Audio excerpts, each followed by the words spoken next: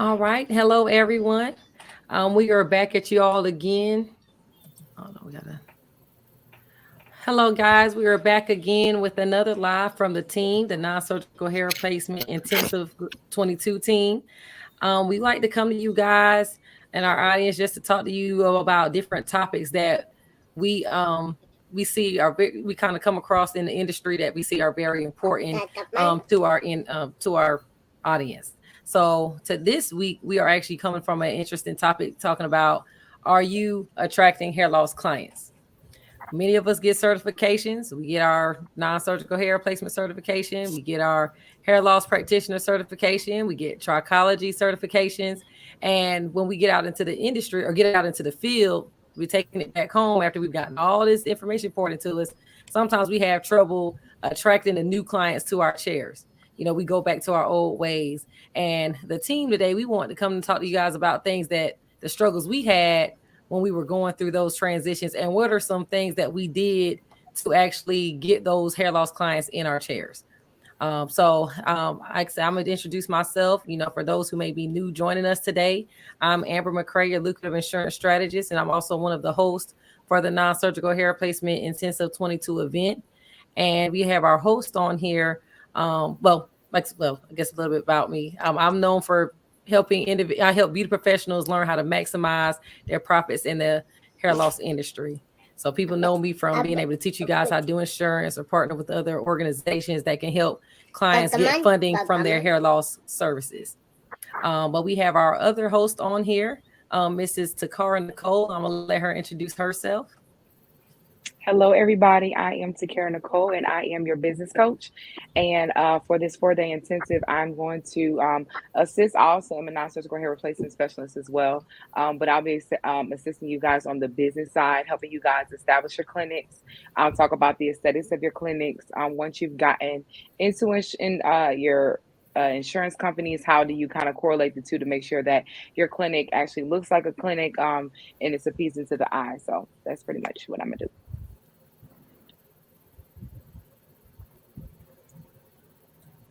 Thank you, ma'am. And then we have a few of our team members on here as well who are our educators. These are other hair loss business owners, guys. They're top in their game. So we're going to let them introduce themselves because some of you may have seen them, and those who have not, this is their time to kind of introduce what they do. So, Kent, who are you and what will you be teaching at this non-surgical hair replacement intensive event before we get into our topic? Hey guys, hope everyone's doing okay. My name is Kent Hunter. I own the Artiface Barbershop on Washington Road, 3705 Washington Road. So what we'll be teaching and focusing on is the technique itself of hair loss replacement, the unit, the men's unit, and exactly how you can increase that revenue behind the chair. We have a theory part on it, exactly what we're looking for when we're doing our consultation, and then we'll get into exactly the procedure and how we do it. So just some of a little bit, those are some of the things. Thank you, Mr. Kent. All right. And Mrs. Terry Brown, what will you be teaching, bringing to our platform, and what are you known for doing? Hi, I'm Terry Brown. I am a certified trichologist and non-surgical hair replacement specialist. I will be bringing information about how to alter and repair units and wigs. In this time with COVID, because we are still in COVID, sometimes we have a hard time getting different items that we need. So this will help you to learn how to repair it, alter it, a lot of different things, little tips and tricks to help you be able to use your units. Thank you, Ms. Terry. And what about you, Mrs. Monica? Hi, everybody. I'm Monica Parham, located in Carrollton, Texas, owner of Monica J. Salon. I am a hair loss practitioner as well as a certified hair replacement specialist. And I will be teaching you guys the installation of a polyurethane-based topper, getting it to be seamless in order for your clients to wear a short and trendy hairstyle. I primarily work with mostly short hair as opposed to longer lace wigs and things of that nature. So we're focusing on short and trendy cuts using the polyurethane topper. All right. So as you all can see, this is a very diverse group of educators, and we also have two others who are we're missing tonight. We have Mrs. Sharon Reams, but she will be teaching how to attach units using braidless attachment techniques, which is great for that industry of trichologists who are looking for a way to um, not add to the hair loss. They add some nice techniques for that for those clients who may not be having scarring, as well as Kat Hiskey. She'll be doing the same by using her Weave Buddy tool that helps those individuals who still may have existing hair, but you want to still kind of you don't want to add additional tension to weaker areas. So it provides us solutions for that. So those are the other two that we have on tonight that they did not get to come on tonight, but we're just gonna go ahead and dive into the conversation and get going. So team, I know we know they see the great side now. Okay. They see, hey, we got our banners, we got our little, we got our logos, they're branded. They know us. Hey, she do hair loss. That's who I'm calling him or her for. But how did you get to this? Y'all don't have to jump and, raise your hands fast, but who wants to start out the conversation? Like, what did you do? What was the game changer for you? Y'all want me to start calling y'all out?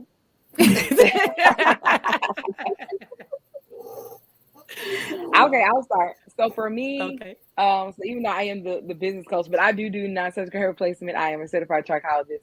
And so for me, I would say I started to actually brand myself first, pretty much as the healthy hair type person. I was known for helping people with their hair already. And so because I was kind of known for that, people were coming to me that were having issues. Because I was already known for helping people that had issues with their hair, and it kind of when they would come, I started to see these issues in my chair, and so from there it kind of just grew. Like people would just say, "This is the person that you go to if you're having this type of issue." And then once I became certified in the non-surgical hair replacement, because I kept getting those in my chair that their hair could not grow back. And so then I was like, you know what, let me go kind of learn. I already was seeing them in my chair, but I was doing like the quick weaves and different things like that, because I had no idea about the non-surgical hair replacement. I had no knowledge. And so I was doing like the quick weaves. I was doing like whatever I could do to cover it up, even though it wasn't lasting. It wasn't really healthy, but I didn't know anything else. And so once I became certified, then I was able to really help them. So for me, it was kind of branding myself as this go-to person for it, and then just continue to educate myself. Well, thank you, Takara. Because like I said, that she really brought out a point that many of us were at. As a hairstylist, we covered the issue the best way we knew how. We gonna quick weave you up, we gonna crochet you up, we gonna sew you up, But when we found out that there was something better, she already had the clients in her chair, so she just found a solution to help the clients that she already was helping. Right. So I know we had one of our team members who mentioned that they started dealing with the advertising side of things and really put themselves out there. Kent, would you like to elaborate on that for us? You broke up just a little bit, Amber. Say that last part again. Oh, I was saying we had one of our team members on here who actually started putting themselves out through ads, which I knew was you. So I was wondering, do you want to elaborate on that for us? Like how did you go about doing that? Absolutely. So it was Instagram. And what I would do is I would take a before picture and I would take an after picture and an in-between picture, like to show the steps when you draw the hairline out. And then I would post it on my story, and I would make the advertisement of specializing in men's hair units, hairline replacement. That would be on there, and I would bright colors, exclamation marks, and then I would make a post on my page as well. The post on my page would be a slide of pictures, and it would be the before, the middle, and the after. And doing that, I would then pay for a paid ad advertisement to reach a certain number of people in the area. So you can do 1,000, 500, 10,000, 50,000, depending on how much you want to spend on it. You can do it that way. So I most definitely gained a couple clients through the paid advertisement on Instagram. I did not do this on Facebook, however. Not that Facebook don't work. I just did this particular advertisement on Instagram, and it worked well for me. Awesome, awesome. Definitely putting yourself out there, guys. Once you get that certification, Kent saw, hey, I need to put my skill out. Nobody's going to know what you're doing if you don't ever put out what you're doing. So, Kent, I think that was really good. A good way to really kind of get you, go ahead and get you out there. And like I said, you found a way to put yourself in front of people who you may not see at the store. You put it in front of people who you're going to cross by online. So that definitely was a good tip for people out there. Mrs. Terry, what was your approach? What did you do to get your clients out there? Well, like Takira, I started being in the industry so long, a lot of my clients started to mature. And as they matured, their hair started to thin. So I started hand sewing wigs, quick weaves, just patching stuff together to have them look good. And although it looked good on the outside, I knew it wasn't the healthiest thing for them. And so from that, I knew it had to be something better. So I got certified in non-surgical hair replacement. My mother-in-law got cancer. And so I really needed a solution then. And so I got certified in non-surgical hair replacement. And once I got certified and started doing those clients, they kind of started from word of mouth. And then after that, I started to market myself to like oncology centers, doctor's offices, places like that, to gain more clients. So that's how I got started and got my name out there. Do you mind elaborating a little more about, talking about partnering with those oncology centers and things like that? Like, did you have like a speech, or did you have like a script that you went? How did you go out? Like, did you make yourself look a different way when you went and talked? Because we have to put this out here, because sometimes we may just think we could walk up looking like the stylist, that flamboyant personality we had. Did you have a certain approach when you went to these different places? Oh yeah, I went in suited up. Of course, you have to look professional. So sometimes as stylists, sometimes we can be a little flamboyant. You got to drop all that to the side, and you have to go in, look professional, speak professional. You need to do your research to know who's their marketing person, who you need to get in touch with, and you need to have something to offer them. So I started by doing a wig giveaway for the cancer patients, and which is something that I still do today, because that was a way I wanted to give back to the community, but that's also a way to get your name out there. And just talking to them. But your research is so important, and your appearance is important. So I wore like a basic blue suit, black or gray, nice jewelry, just went in professional, simple hairstyle, nothing, way out. And then you just go in, but you have a plan, and then you have to continue to follow up with these people, because these people are busy, just like we're busy. So once you go in and get that initial meeting, you have to keep following up, and eventually it'll come through for you. I really like that. Putting yourself out there, getting an event going. Like what we got Facebook, we got Instagram promo, we got people seeing who is just in their chair and just offering that new service, getting an education. We got somebody who's involving themselves in the community. Well, we got Miss Monica here. She went to a whole nother state, and she's definitely already known in Houston for what she's doing. So Miss Monica, how did you do that? You left, you were in Georgia, had full clientele, and went to a whole nother state. Now you still have full clientele. You got to give us the secret on that. And there was a lot of work. Like you said, for the most part, I've always been known for shortcuts or cutting in general, as an educator as well. And then when I relocated to Dallas, we went into quarantine. So it was like I got here in December, and then we went into quarantine. My bad. It's okay, everybody. I got here in December, and we went into quarantine in February, and it just allowed me the opportunity to really zone in and focus on what I was doing as far as marketing. And because it wasn't my first time relocating to another state, I kind of knew that I had to kind of go heavy with the marketing. And what has always worked best for me in the past was social media, because it's free. And the biggest key to social media is going to be number one, consistency. Number two, a lot of people don't realize that your social media pages have business settings. And in those business settings, you get reports. Those reports allow you to know who your audience is, when they're online, what they're looking at. Those things make a difference when you're posting if you're trying to target a certain market. Your hashtags are even important. But the biggest and most important thing was consistency. And like I said, if you learn your markets, your audience, if you learn what time they're on, you know how and when to market to them. And also just kind of knowing, just kind of focusing really what you putting out there. Almost like what Kent was saying. I do a lot of before and afters. And then as social media began to change, I began to change how I promoted, which I started out with a lot of pictures. Unfortunately, our industry, I think we all got a little ADHD, so nobody wants to read. We want bullet points, and we just want to we in a microwave society.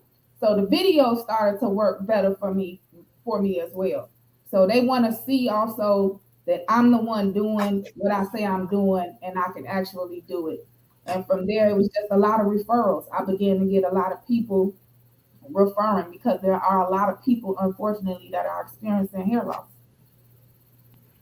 Awesome. That is really good. It's really good. I guess it'll be my goal. I kind of have done pretty much the combination of what everyone else has, kind of started on. And my biggest thing is when I was bringing it to the area, hair replacement wasn't as known in our area, in our community. So the way the insurance got tied into it, I was trying to find a way to not only present this new service, but how can I get people to pay for this service? So I was trying to make it a double whammy, like, okay, I got to get it out there. So my biggest thing was making sure that first of all, guys, your clients already love y'all. The clients already want you to come to you. So if you already have those clients in your chair, which many of us already did have clients in our chairs, we can sell it to them, which is going to lead to us being able to have some type of before and after content that we can show that we were able to do for our clients that we're dealing with. They had that trust in us to even do the service.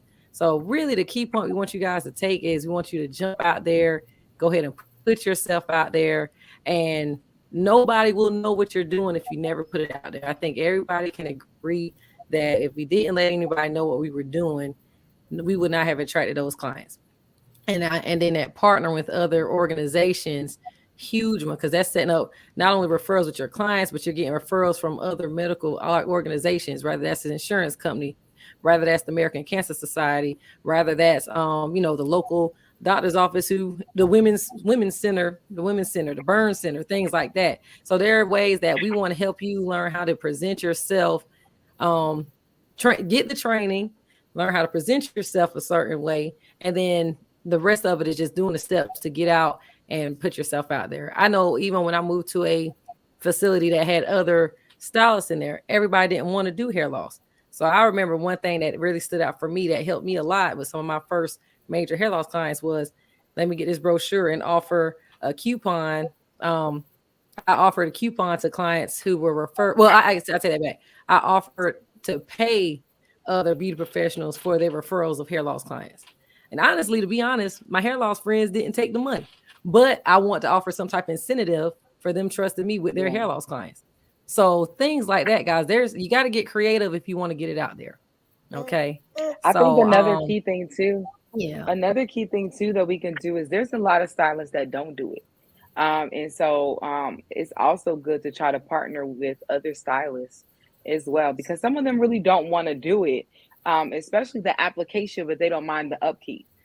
So sometimes it's good if you already have the certification, if you're already doing it, link up with another stylist, because sometimes they have clients and they don't want to service them. Like right now, I have clients that are other people's clients and I'm treating them for hair loss, but they go back to their stylist to keep up their regular hair, whatever the case may be. They have their products that they use, and so it's, taking it from the standpoint as a partnership. I'm not trying to steal your client from you, but I want to be able to help your client along with you. So, I mean, sometimes in this community, we're not, sometimes it can be very difficult because sometimes people are not always willing to work with you. But you will sometimes find those clients that really do, those stylists that really do care about their clients, and they want to be able to provide the best option for them. And so even if, they can send them to you to get it done, and then, they're able to keep it up afterwards. So that's just another suggestion. And also back to what Miss Terry said, even with linking up with doctors, the biggest thing when you going in there is making sure you're educated. Okay. So even though you've taken one class and you've taken classes, make sure that you are up on your knowledge, that you really have a clear understanding of what you're saying, and you're using the proper language when you go inside of there. So I'm going to encourage you guys to really come and take this class if you haven't. But I would tell you this, even if you already have taken this class, and this is kind of what this platform is for, link up with somebody on here that could kind of be a mentor to you and pay for that continuing education. And so if you've taken a class years ago, and maybe you know how to do it, but you're trying to learn other skills, and you see somebody on this platform that is doing something that you want to do, I will encourage you to reach out to them and ask them, if you need the ads, talk to Ken. If you need the doctors, talk to Miss Terry. If you're moving to a new state and you need someone that can kind of help guide you, talk to Monica. Hey, can I get on a call with you and you can show me the ins and outs of how I can kind of maneuver this way. But definitely don't be afraid to get that continuing education and reach out if you need help. That is awesome, Takara. Definitely, like I said, we're here for that. That's what we're here for, and we want to come on and just kind of educate you guys.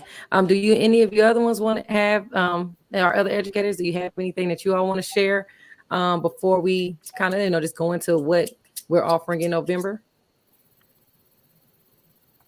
One thing they need to know, the process of transitioning into a complete hair loss center. And that's hard because it's hard giving up your clients. So with me, it was hard. I felt like I was going through a divorce or something. It was awful. The process of going, but you'll eventually get to a point where you can't do all of your regular clients and all of your hair loss clients without having a huge staff, because it's a lot of different things going on. It's a lot of different wheels turning at one time that you have to sync together. So that was a hard thing for me, but really you have to just do it. I suggest that you have referrals for your clients. You refer them out to other stylists that you trust, and just do it. Takira probably has more tips on it, but it was like a divorce for me. It was hard. It's still hard. I'm not gonna lie. I'm going through it right now. I'm going through it right now and really trying to really fully step away. And it is very, very difficult when you have been attached to people for like years, the last 8 years, and talk about it is like a divorce. Like 8 years, y'all have been my people. Your family has been my family. You have been aunties to my kids, and so it is very, very difficult to make that separation. And so I've slowly but surely just been like taking certain things kind of like off my book. Okay, I'm not doing this anymore. I'm not doing that. Trying to get them in, into another chair. But that is one of the biggest key things, is when you're fully transitioning. Even I'll say this, even trying to figure out what the next step is as far as even moving. Because I've honestly gotten to that place where, I'm in a salon full of people, and I'm really considering like just having something by itself, and so even recognizing when it's time to, when your clientele is growing and when you're dealing with the hair loss community, it is a very sensitive subject. So sometimes, they don't want to be in there at the same time as other people. I have one in particular client that I actually come in on Sundays when nobody's in the shop, because nobody knows that she has hair loss, and she does not want anyone to know that she has hair loss. And so because it's so sensitive, it is, a little difficult, because I normally don't work on Sundays, but she's probably one of the only people that it is a very, very emotional situation. It's very delicate. So, it comes that time sometimes where they don't want to be seen coming into the salon with other people. And then it's making that decision of, finding a whole nother separate place to operate. So, Yeah, I did. That was my first step. I found a whole nother place, and just my other salon works as a salon. I just don't work in it. But I had to find a whole nother place because it's so sensitive and people do not want people to know. They do not want people to know. That was definitely a transition for me as well. I came from working in a barbershop when I first got my hair replacement certification. And it was like, you already had to get the women past the point of you walking past these men to get your regular hair done. Wow. I'm sure not about to go through that hair and go, okay, now I got to get them past with the hair loss piece. You had one or two that kind of was used to the environment, but I said, no, that's my time to expand and move, to a more private place. And, and it's been the best thing. I just jumped on out there to do it because those clients were there and they needed what we were offering. So I definitely think those examples are really good, ladies. And even I know I went through the transition of trying to get those clients out. I honestly didn't get rid of all my clients. I just shifted how I offered my services. Like, yes, if you don't have hair loss, but you want to get maintenance, some type of healthy hair maintenance, this is just the pricing point of it, and that kind of helped with people too. If those who are willing to do that, they'll stay, and others will wean themselves off. That's how I have to do. But guys, so basically, we do want you beauty professionals to know that we do have training coming up for those who are interested, rather they want continue ed or maybe this is just new to them, period. We have an upcoming training coming in November.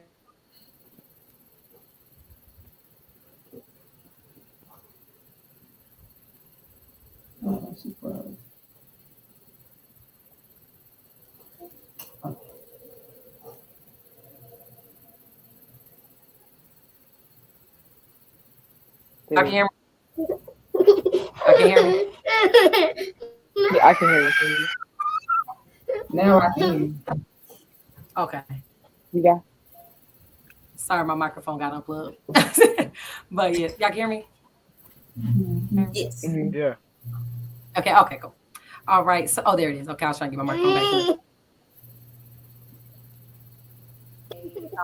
Training coming up for ladies.